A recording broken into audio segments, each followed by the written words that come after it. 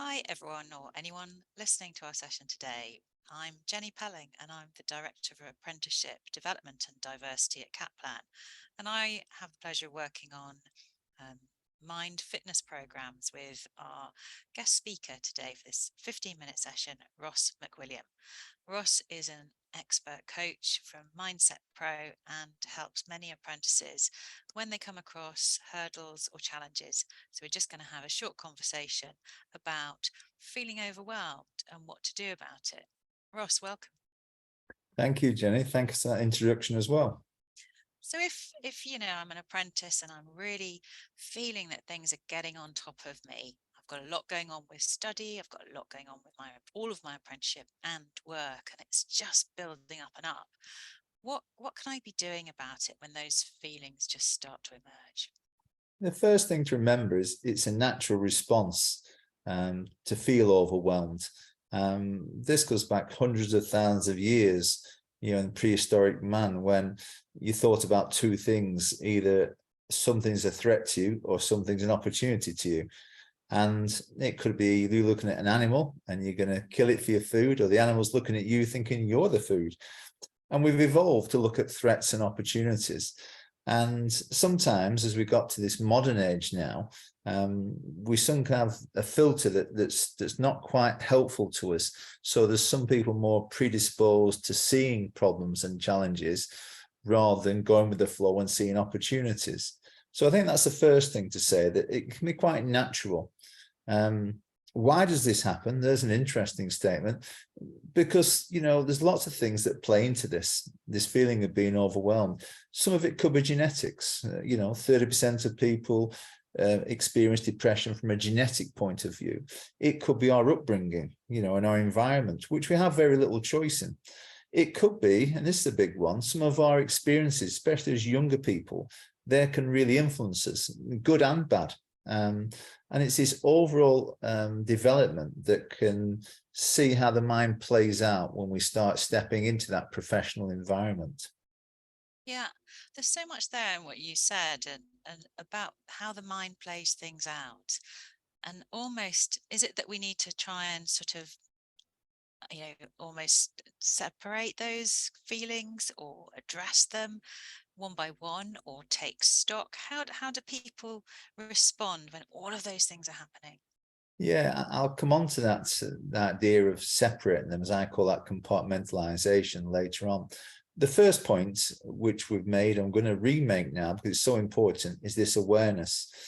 Awareness that, we have these three things that are going on. We think, and because we think, we create these feelings and emotions. And the feelings and emotions give way to actions that think, feel, do. So this is a natural process based in prehistoric times. We're in the 21st century. We've got to adapt to our workplace, our home environment, our work environment. So having awareness about this is very powerful. And it's linked into the first thing I'll talk about. Once you've got this awareness, people then can get overwhelmed because they have too high expectations of life. So it could be a simple thing that somebody gets a 2-1 degree and they're disappointed because it's not a first and the friends have got first. And there's this comparative aspect to it. So be careful in your expectations, but have your high aspirations, aim for the stars, but expect maybe slightly less and you won't be disappointed. And that would counter some of this overwhelming feeling of competition and comparison. So there you're thinking that we might have apprentices who are bringing with them, situations from the past that they are feeling still maybe a bit anxious about, and that's sort of playing on their minds, as well as what they're doing on their apprenticeship at the moment, and whether they're kind of comparing themselves to that aspect as well. Yeah, that's done consciously or subconsciously. Especially in the Western world, especially in the UK, we're very competitive, whether you know it or not, for different things, resources, money, relationships, positions, prestige. It's all going on. And especially when we're younger, when this sort of process happens more intensely, we have less experience and less overall reflective knowledge of this process. So we're almost thrown at the deep end in some ways, and we learn how to swim in life. And I think this initial awareness, knowing how the brain works, you know, some people, because of this background, this upbringing, they can be very negative. But again, I'll say to people, we all can be slightly negative to protect ourselves. 6,500 thoughts a day, 70% are negative. And if you then put that together with somebody who's got very unrealistic expectations, who's then comparing with other people, who's then seeing it as a fight and personalizing it, then you can feel overwhelmed quickly because the disappointments will come thick and fast. Okay, so we've talked there a little bit about comparatives. What about if that isn't the case and you're an individual, you're an apprentice, and you're just feeling that the combination is getting on top of you with you feeling stressed, you're feeling you're not coping or meeting deadlines, and almost to the point of paralysis that you can't get things done. So what kind of practical strategies would somebody use to address that? Yeah, I like that analysis paralysis. We just get stuck, don't we? That inertia, and everything becomes overwhelming. Now, studying is a good example of that, isn't it? So, practical wise, I always think you can't sail your ship on your own. And I think if I'm going to give somebody a really good tip here is to seek support in other people, and cross-reference with a good friend or a colleague. Am I seeing this in the wrong context? Am I being overwhelmed for no particular reason? Or yes, I am being overwhelmed, and somebody then supports you and validates that you're being overwhelmed. So you got the two aspects of that pendulum there. So I think that's the first bit. The second bit then is to look for evidence. If I'm being overwhelmed, where is the evidence for that? And what can I do about that? Play detective together and try and search out those bits of evidence that suggest that you might be overwhelmed or not, as the case may be. And you mentioned before, my third point, Jenny, would be this. Some of the top performers, whether they perform in life, in sport, in music, arts, drama, they're very good at compartmentalizing things. So I'll give you a silly example. There could be a businessman who's got to go to court on Friday, but for Monday, Tuesday, Wednesday, Thursday, he's got to make some money. And he won't worry about Friday and overwhelmed by it because he's going to make the money first. And that almost distracts him, gives him a focus. And then when Friday comes along, he unpicks that compartment and then deals with it when it's in front of him. So the ability to place it away from you, not let it sit on you and get in your head and that think, feel, act scenario before, that compartmentalization is a very powerful tool that many successful people use. It's easy to talk about, but very hard to implement. Okay, so some time management strategies and skills from the apprenticeship coming through there as well in terms of organization, which sometimes is hard, isn't it? When you're feeling overwhelmed, your breathing gets shallower, your heart's racing, and maybe the mind isn't as kind of rational and logical and ordered as it needs to be in that Yeah. situation. The mind thrives off negativity. It does. It just thrives of it. And then we sort of look at the future and catastrophize it somewhat. And we're experts at that. Even the top performers are expert at that, but they recognize it. They've got this awareness, this think, feel, do. I'm going down the wrong channel here. So the mind is powerful. Those strategies we've talked about with a friend, looking for evidence, compartmentalizing, are very useful tools to do that. And I think you've got to really get things in context, and there's a good word, get things in context. And it's not often that we do things on our own, and there may be similar people in similar situations, and we can take strength from that. When we look at support groups for health diseases, often people find strength and sometimes recovery, learning from other people's journeys, taking that knowledge and applying it to their particular situation. So there is hope and recovery, progress, and ultimately success. You make so many good points there, Ross, about reaching out and talking to people, and that a little bit of vulnerability and what's happening for you. And maybe there it's for our apprentices, it's having a conversation. Your talent coach is there, but having a conversation maybe with somebody a year ahead of you to help you look at the situation as it is now. And as Ross was saying, looking for the evidence, but also maybe, Ross, is there something about looking ahead?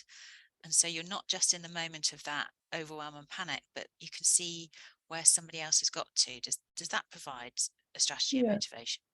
Always be in the present, but have one eye on the future. But don't let the future overwhelm you. If I don't pass this exam, the future's rubbish. And I think we get caught in that trap sometimes. So be firmly in the present, but have your goals and aspirations. Let them run wild, because they will feed you.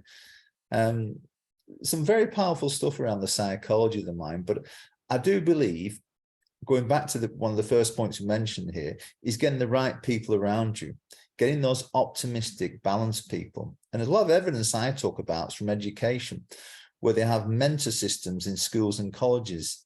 And it's no surprise that the mentors are generally 2 years older than the pupil, the person they're mentoring, of similar backgrounds and experiences, so they can see what's happened to the person in front of them, like a carbon copy of them in 2 years' time. So we often advise schools to have mentors of that 2 years difference, similar backgrounds, abilities, so someone can see the way paved in front of them. And I think it's a really interesting point there. Yeah. So we've covered a lot so far. We've spoken about, looking for the evidence, think, feel, do, reaching out to other people, a little bit of vulnerability. What about the kind of overcoming the physical responses to feeling overwhelmed? Yeah, there's lots of strategies out there, and with anything in life, you've got to find what works for you. So, there's lots of breathing, mind distraction, visualization, and different processes we can use. And I've got a series of videos on this, but for the purposes of now, a simple one is breathing and just slowing things down. And often people quote and misquote mindfulness, but mindfulness, when it's combined with breathing, is very powerful, quick, and effective. So it could just be something simple as just slowly down your breathing, breathe in, hold, and release. And if you do that 5 times, you will feel different, hopefully better after that 5 times of slowing it down. Some people like the distraction of going through a hand and breathing in and breathing out, breathing in and breathing out, and make this process last 30 seconds. I think that's an interesting one. Other people talk about boxes and breathing in, holding, out, and then relaxing. So box breathing is another one as well, but there's lots of things for breathing, but let's not get it complicated. Let's make it simple. Detach the mind, focus on the breathing. Don't let these thoughts that are coming in affect you. Just push them away, recognize them, push them away. And when we breathe slowly, it makes us calm. And this has an impact on adrenaline and cortisol in our bodies that's been going for hundreds of thousands of years. Now we're just making it professional in strategies. Absolutely. So really useful practical tips there, Ross. And if there were some sort of last messages that you'd like to give to somebody, I'll bring some sort of Kaplan points in a minute, but are there any last practical messages or summary you want to give in addition to those last points? Feeling overwhelmed is natural.